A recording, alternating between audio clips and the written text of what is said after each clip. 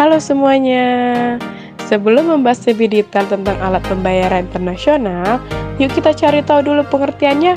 Alat pembayaran internasional merupakan suatu sistem dan cara yang digunakan untuk memfasilitasi adanya transaksi keuangan antar negara, dan biasanya sistem yang ada difasilitasi oleh bank atau institusi keuangan lainnya untuk menyediakan kemudahan bagi para pelaku bisnis untuk menerima dan juga mengirim uang, serta untuk memproses semua transaksi keuangan antar negara dan antar mata uang berbeda. Nah, setelah tahu pengertian dari alat pembayaran internasional, yuk kita lanjut membahas tentang betapa pentingnya alat dan pembayaran internasional dalam ekonomi. Betapa pentingnya alat pembayaran internasional dalam ekonomi. Alat pembayaran internasional sangat penting dalam ekonomi global karena memungkinkan perdagangan antar negara, investasi lintas batas, dan pertukaran mata uang asing yang diperlukan untuk aktivitas ekonomi internasional.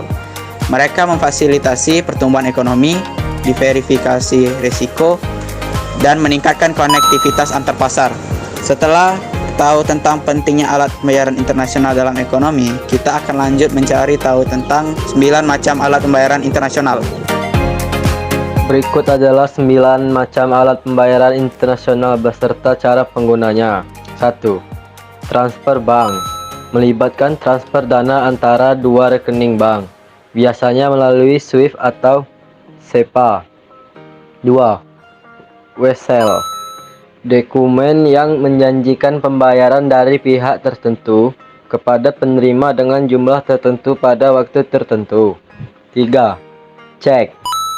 Instrumen pembayaran yang didatangi oleh pemberi cek dan dapat ditarik oleh penerima melalui bank. 4. Kartu kredit. Kartu plastik yang memungkinkan penggunaan untuk melakukan pembayaran atas barang dan jasa dengan memudahkan dan tanpa uang tunai. 5. Bank generasi. Janji tertulis dari bank untuk membayar sejumlah uang kepada penerima jika penerima tidak memenuhi kewajiban kontraknya. 6. Akreditif.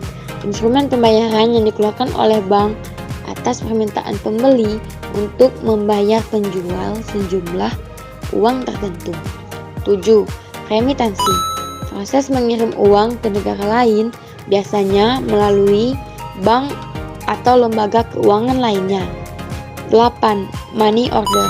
Instrumen pembayaran yang diterbitkan oleh bank atau lembaga keuangan lainnya untuk mengirim uang dalam jumlah tertentu kepada penerima.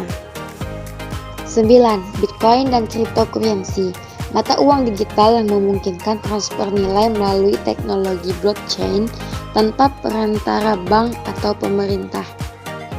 Setelah tahu tentang 9 macam alat dan cara pembayaran internasional, berikut adalah 3 risiko dan cara mengatasinya dalam pembayaran internasional. 1. Risiko fluktuasi mata uang.